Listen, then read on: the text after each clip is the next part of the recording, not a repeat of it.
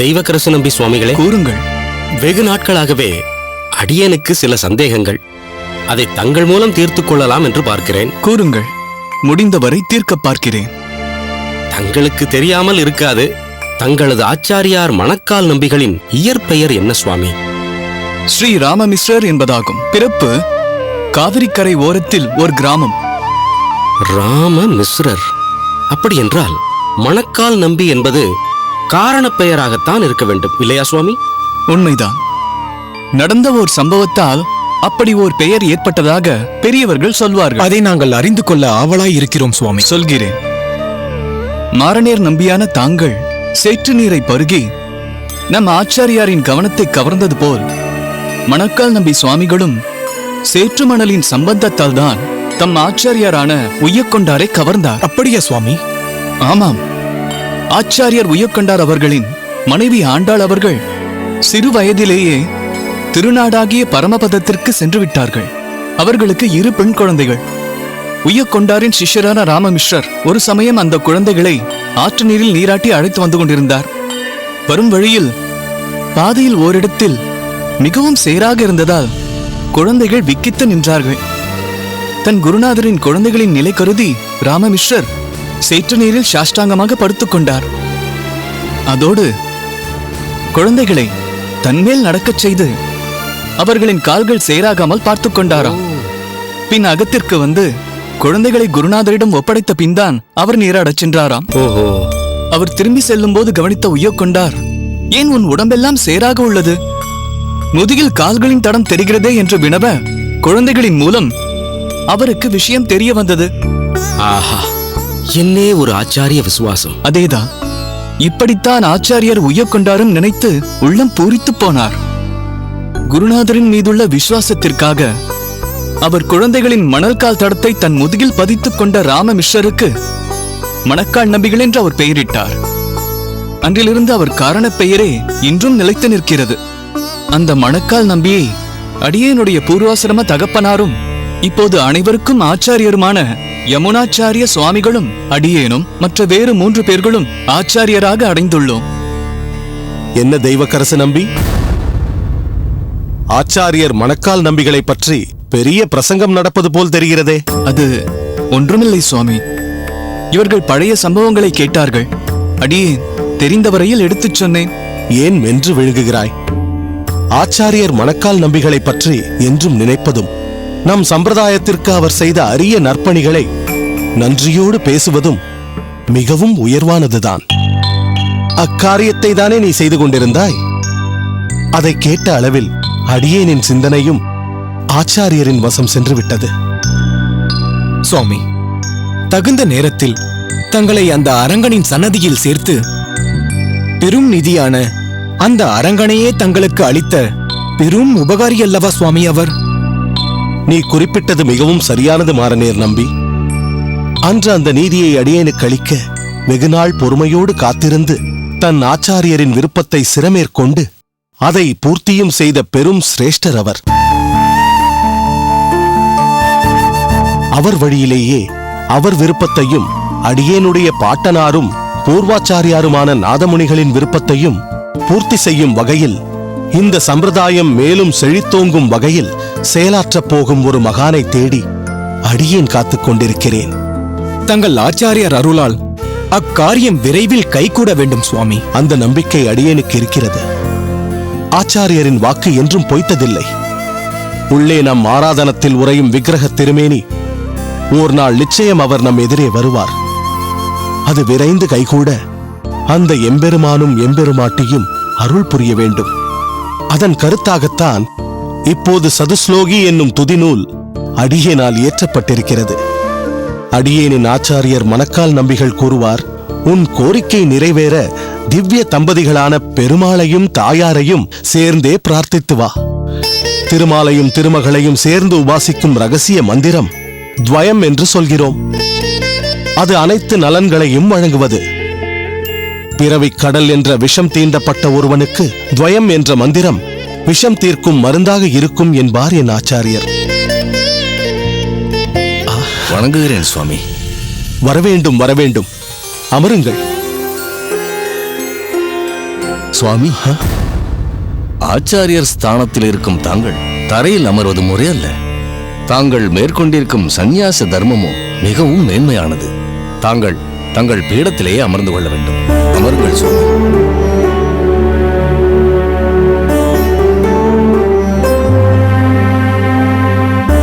அரங்கனை நன்கு சேவித்தீர்களா? ஆஹா, திவ்யமாய் ஆயிற்று.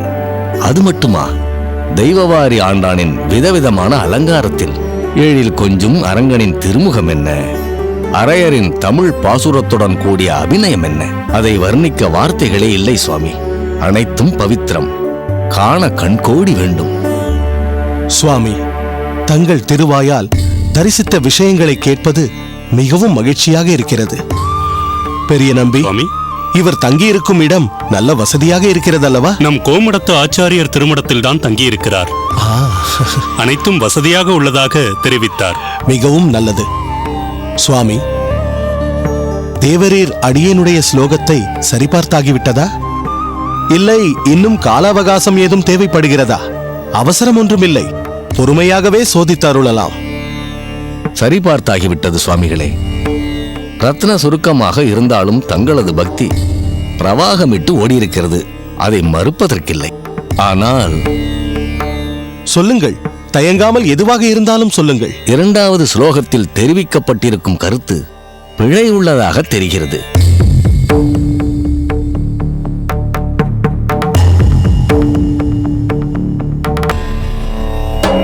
இது போன்ற சில இடங்கள் திருத்தம் கொண்டால் இந்த ஸ்லோகம் உன்னத துதியாக மதிக்கப்படும்.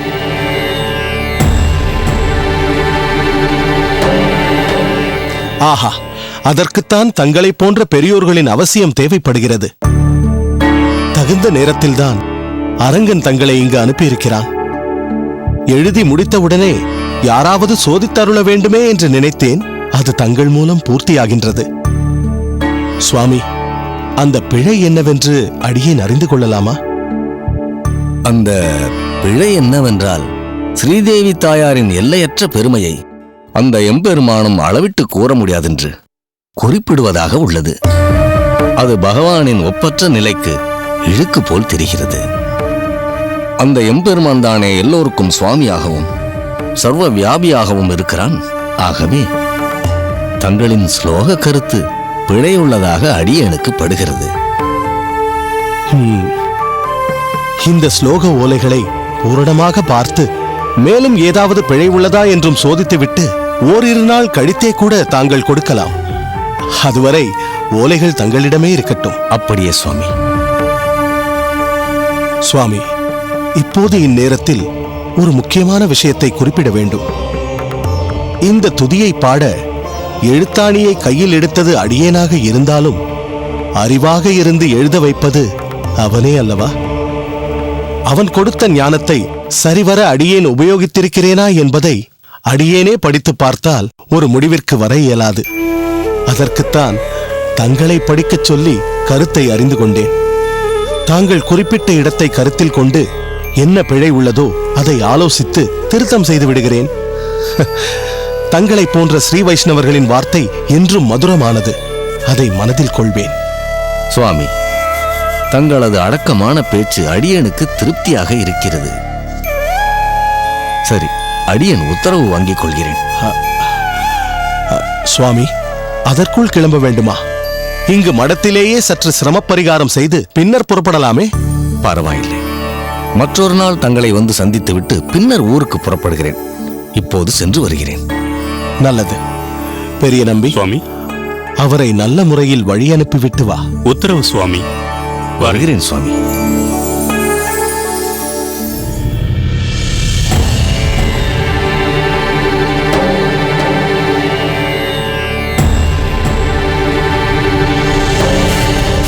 என்ன சொல்கிறாய் நீ? யக்ஞமேடு தெரியாதா உனக்கு? பெரணமல்லூருக்கு பக்கத்தில் இருக்கிறதே, என்ன இப்படி மறந்து விட்டாய்? 10-15 வருடத்திற்கு முன் தஞ்சா குழந்தையாக இருந்த போது நாம் அந்த இடத்திற்கு போயிருந்தோமே, ஞாபகம் இருக்கிறதா? அவ்வளவு சரியாக ஞாபகம் இல்லை சுவாமி. ஞாபகம் இருந்திருந்தால் தங்களை ஏன் கேட்கப் போகிறேன்? சரி, மேலே சொல்லுங்கள். யக்ஞாமேட்டிற்கு போயிருந்தீர்கள். அங்கேதான் அவரை பார்த்தேன். பெயர் என்னவோ ராம ஐயங்கார் என்று சொன்னதாக ஞாபகம். என் சிநேகிதர் கோபாலன் தான் அவரை அறிமுகப்படுத்தி வைத்தார். கர்நாடகத்தில் வேலூர் என்ற ஊரில் நிறைய நிலப்புலங்களை எல்லாம் வைத்து பெருமளவில் ஆட்கள் வேலை செய்ய விவசாயம் செய்து கொண்டிருக்கிறார். நல்ல வருமானம். உயர்தரமான சாம்பிராணியே அங்கு கிடைப்பதில்லை என்று கோபாலனிடம் மிகவும் அவர் குறைப்பட்டுக் கொண்டிருந்தார். அப்போதுதான் என்னை காட்டி, இவர் கோயில்களுக்கு தேவையான அத்தனை பொருட்களையும் வியாபாரம் செய்து கொண்டிருக்கிறார், இவரிடம் என்ன வேண்டுமோ கேளுங்கள் என்று என்னை அவரிடம் அறிமுகப்படுத்தி வைத்தார். கர்நாடகம் என்கிறீர்களே, தமிழ் பேசுகிறாரோ? ஏன் பேசாமல்? அருமையாக பேசுகிறார். நிறைய பேசிக் கொண்டிருந்தோம். பேச்சு எங்கெங்கோ சென்று கடைசியில் குடும்ப சகிதம் வரை வந்து நின்று விட்டது. ஆறாவமுதன் சுவாமி,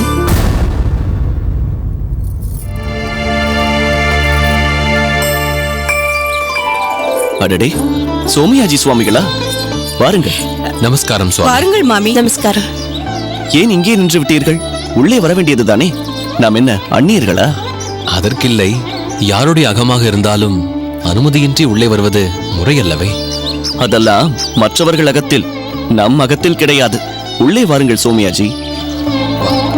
வாருங்கள்.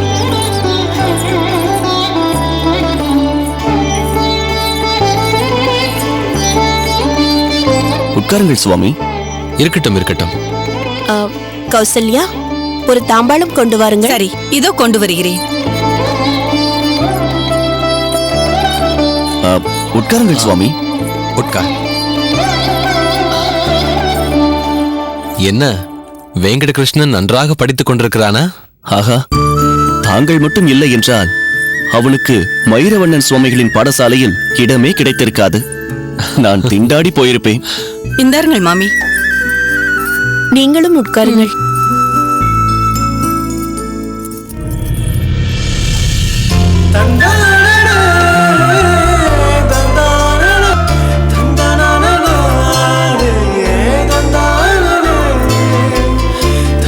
இந்தாருங்கள், வாங்கிக் கொள்ளுங்கள்.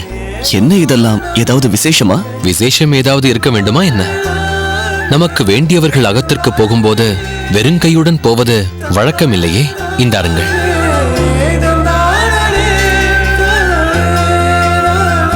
நானே ஒரு சந்தோஷமான சமாச்சாரத்தை தங்களுடன் பகிர்ந்து கொள்ளலாமே என்று உங்கள் அகத்திற்கு வரலாம் என்றிருந்தேன். தாங்களே இங்கு வந்து விட்டீர்கள். அப்படியா? என்ன அந்த சந்தோஷ சமாச்சாரம்? சொல்லுங்களேன், கேட்போம். அது இருக்கட்டும். தாங்களும் ஏதோ ஒரு முக்கியமான சமாச்சாரத்தை பற்றி பேசத்தான் எங்கள் அகத்திற்கு வந்திருக்கிறீர்கள் என்று நான் யூகித்து விட்டேன். உங்கள் யூகம் சரிதான். அப்படியா? சொல்லுங்கள், என்ன முக்கியமான விஷயம்?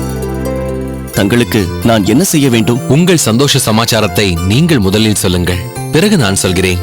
விடமாட்டீர்கள் போலிருக்கிறதே. சரி, சொல்கிறேன். தங்களுக்கு வேலூர் தெரியுமா? வேலூரா? கேள்விப்பட்டிருக்கிறேன். கர்நாடகத்தில் இருப்பதாக ஞாபகம். சென்னகேசவ பெருமாள் உரையும் அருமையான திருத்தலம். சமீபத்தில் யக்யமேடு என்ற ஊருக்கு நான் சென்றிருந்த போது வேலூரில் பல பண்ணை நிலங்களுக்கு சொந்தக்காரரான ராம ஐயங்காரோடு எனக்கு பரிச்சயம் ஏற்பட்டது. அவர் பிள்ளையை எங்கள் தஞ்சாவிற்கு பார்க்கலாம் என்றிருக்கிறோம்.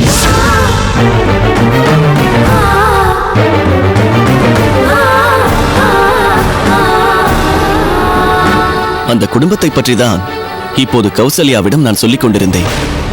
சுப நிகழ்ச்சி பேசிக் கொண்டிருந்த போது நல்ல சகுனம் போல் தம்பதி சகிதமாக நீங்கள் இருவரும் எங்கள் அகத்திற்கு வந்திருப்பது எனக்கு மிகவும் மகிழ்ச்சி அளிக்கிறது.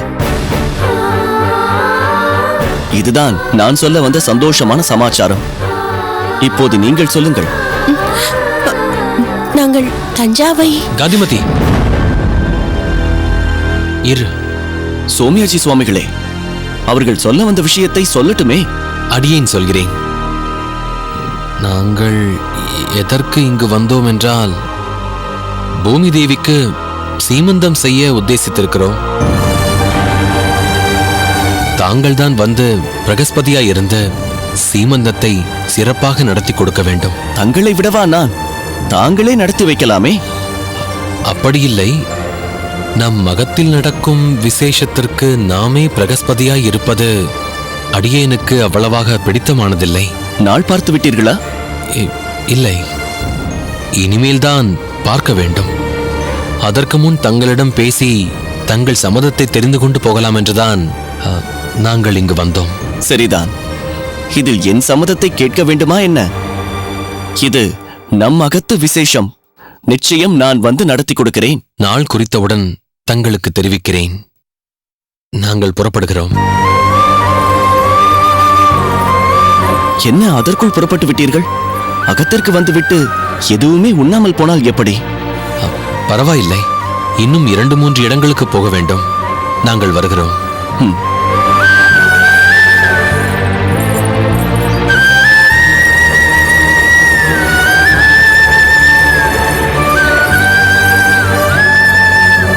வருகிறோம்.